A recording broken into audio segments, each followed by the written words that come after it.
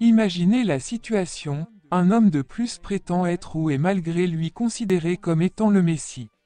Il ne respecte en rien le cahier des charges associées, mener la révolte contre les Romains et les virer.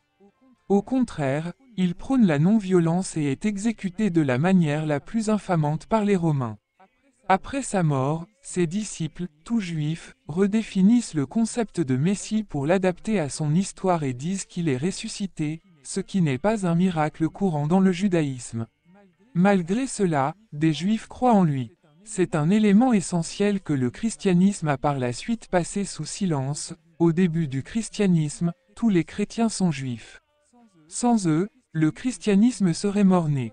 Paul de Tarse, Saint Paul, le vrai fondateur du christianisme ne s'est jamais converti au christianisme, il est toujours resté un juif qui croyait que Jésus était le Messie, que l'Apocalypse était imminent, et qu'il était temps de sauver les non-juifs en les amenant vers le seul Dieu.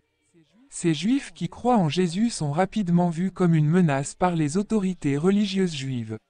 Ils sont persécutés, puis sommés de choisir entre judaïsme et croyance en Jésus. On ne peut plus être juif et chrétien.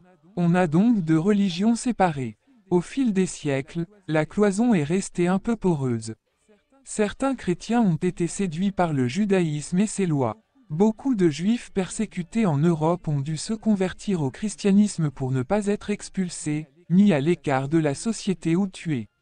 Au fil du temps, un anti-judaïsme forcené s'est développé chez les chrétiens, rendant définitif le divorce entre les deux religions sœurs.